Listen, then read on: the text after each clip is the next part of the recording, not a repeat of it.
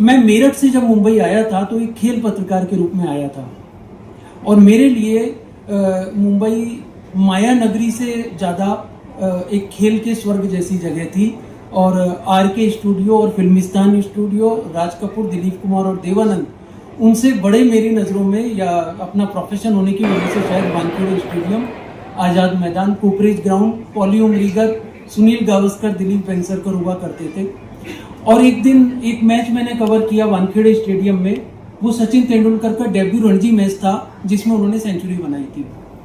तो आकाशवाणी के प्रोड्यूसर थे लोकेंद्र शर्मा, इंडिया टीवी वाले रजत शर्मा जी के बड़े भाई। तो वो प्रेस बॉक्स में आए, अरे कोई हिंदी में इंटरव्यू ले सकता है क्या? तो सबने मेरी तरफ हाथ उठा दिया, अकेला हिंदी पत्रकार मैं था वहाँ पर। तो उन्होंने कहा जल्दी चलो। उसने 15 साल कुछ महीने की उम्र में सबसे यंग रणजी ट्रॉफी में सेंचुरी बनाई है, उसका रेडियो पर इंटरव्यू करना है।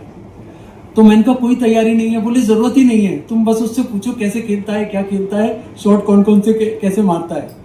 तो मैंने सचिन तेंदुलकर का वो इंटरव्यू किया और बाद में लोकेंद्र शर्मा जी ने मुझे बताया कि सचिन का ये एक बड़ा इंटरनेशनल प्लेयर बनने वाला है। और इसका पहला प्रिंट में इंटरव्यू महाराष्ट्र टाइम्स के स्पोर्ट्स एडिटर थे वीवी करमरकर, उन्होंने किया है। इसका वीडियो इंटरव्यू पहला टॉम ऑल्टर ने किया है और इसका रेडियो पर पहला इंटरव्यू तुमने किया है। कुछ महीने के बाद सचिन तेंदुलकर ने इंडिया टीम के लिए डेब्यू किया। और जिस दिन सचिन को अंतर्राष्ट्रीय क्रिकेट खेलते हुए 20 बरस हुए, तो वो इंटरव्यू आकाशवाणी पर दोबारा बजा कि ये इंटरव्यू वो था जो 20 साल कुछ महीने पहले सचिन ने अपने डेब्यू रणजी ट्रॉफी मैच में सेंचुरी की थी, उसके बाद का ये इंटरव्यू है। और लोकेंद्र शर्मा जी ने मुझे फोन करके बताया कि वो इंटरव्यू तुम्हारा 20 साल के बाद दोबारा आ रहा है। तो ये एक खेल पत्रकार के रूप में मैंने यहाँ शुरुआत की थी मुंबई में, और यहाँ बहुत बड़ी बड़ी हस्तियों से मैं मिला और उनका स्नेह मिला। और फिर खेल पत्रकारिता से मैं मेन डेस्क पर, न्यूज़ डेस्क पर आया और फिर मेरा पुस्तकें लिखने का सिलसिला शुरू हुआ। तो 40 पुस्तकें अभी तक प्रकाशित हो गई हैं, 6 पुस्तकें प्रोडक्शन में हैं और अगले 2 साल में और बड़ी पुस्तकों की योजना है। तो मुंबई पर जो पहली पुस्तक थी, मैंने आपको बताया, ये है मुंबई। ऑनलाइन के एडिटर थे, मैं नवभारत टाइम्स में जब काम करता था, नीरेंद्र नागर।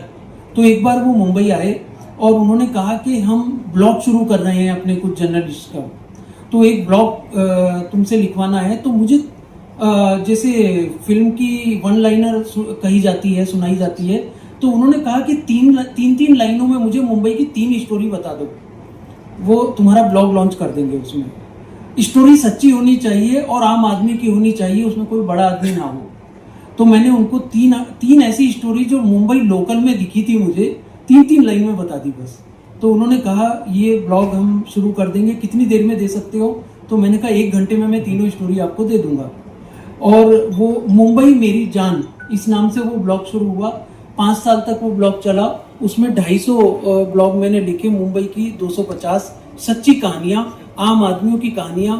उसमें कोई अंबानी या टाटा नहीं, उसमें कोई सचिन या गावस्कर नहीं, उसमें कोई रणवीर या दीपिका नहीं। एकदम आम आदमी, फुटपाथ पे रहने वाला, वड़ा पाव खाने वाला, भीख मांगने वाला, सुबह को उठकर कार धोने वाला, उसमें उन सब की कहानियां थी।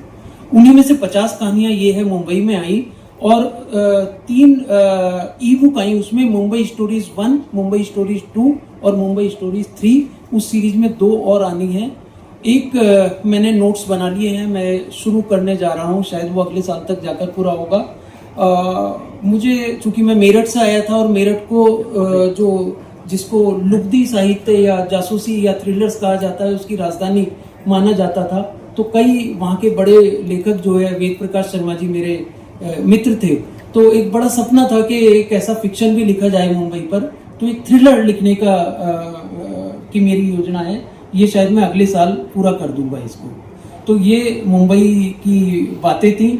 और जो इतने सालों में रहकर मुंबई में सीखा, तो वो एक ही बात मुझे लगती है, मुंबई को लोग 1000 नजरों से, 1000 तरह से देख सकते हैं। शायद भारत का सबसे अनूठा शहर है, वो ये कि आप जब यहाँ आते हैं, चाहे कोई बाहर से है, चाहे कोई यहीं से रहे, तो ये शहर उससे बहुत कुछ मांगता है, बहुत मांगता है। ये उससे प्यार मांगता है, मोहब्बत मांगता है। शायद ये शहर, दूसरा कोई शहर उतनी मोहब्बत नहीं मांगता जितना मुंबई मांगती है, और निष्ठा मांगती है, ये समर्पण मांगती है, ये लगन मांगती है, और ये शहर आपसे पूरा डेडिकेशन और टूट कर काम करने की मशक्कत मांगता है। और अगर आपने वो कर दिया, ये सब चीजें, ये 7-8 चीजें हैं बस, अगर आपने दे दी, तो आप कल्पना नहीं कर सकते कि उसका कितने 100 या कितने 1000 गुना करके ये शहर आपको लौटा देगा। ये मैंने सीखा। और 3 मिनट में 20 सेकंड बचे हैं, मैं एक बात कहकर अपनी बात खत्म करूंगा कि जब मैं मेरठ से आ रहा था, तो मेरठ कॉलेज के उर्दू विभाग के अध्यक्ष थे बशीर बद्र, शायर, आपने नाम सुना होगा। तो वो गाजियाबाद में रहते थे उन दिनों। मैं उनसे मिलने गया। मैंने कहा सर, मैं मुंबई जा रहा हूँ और दैनिक जागरण से मैं नवभारत टाइम्स में काम करने के लिए जा रहा हूँ वहाँ। तो वो बड़े गंभीर से हो गए, बोले यार बड़ा खूबसूरत शहर है, वो बड़ा खड़ूस शहर है, मतलब बाहर से आने वालों को बड़ा मेहनत कराता है। मैंने कहा मैं उसके लिए तैयार हूँ। तो मैं 21 साल की उम्र में यहाँ आया था। मैंने कहा अब मेहनत नहीं करूंगा तो कब करूंगा। तो उन्होंने कहा अच्छा मेरा एक शेर याद रखना। और ये मुंबई, लोग कहते हैं कि मैंने मुंबई पर लिखा था, कोई हाथ भी ना मिलाएगा जो गले मिलोगे तपाक से, ये नए मिजाज का शहर है, जरा फासले से मिला करो। यहाँ 2 साल रहने के बाद मतलब मैं मेरठ आता जाता रहा। 2 साल बाद मैं गया तो वो मेरठ कॉलेज में, जिसके वो हेड ऑफ द डिपार्टमेंट से रिटायर हो चुके थे, उसके एक फंक्शन में वो आए और मुझे पता चला। मैं भी मेरठ आया हुआ हूँ और बशीर बद्र साहब भी यहाँ पर हैं, तो मैं उनसे मिलने गया। तो बाद में जब, जैसे अभी हम लोग खाने के लिए जाएंगे, तो ऐसे ही जलपान था वहाँ पर। तो उन्होंने पूछा क्यों बरखुरदार, मेरा जो शेर था, मैंने जो तुम्हें दिया था, तो वो कैसा लगा।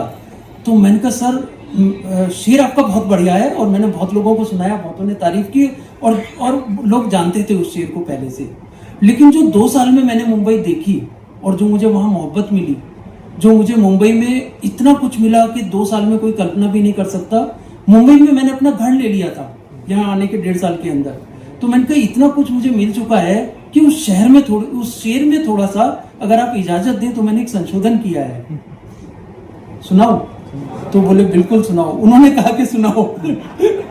तो मैंने कहा मैंने संशोधन ये किया है कि हाथ मिलाया तो लोग गले मिले तपाक से, हाथ मिलाया तो लोग गले मिले तपाक से, ये नए मिजाज का शहर है, फासले यहाँ दिखे नहीं।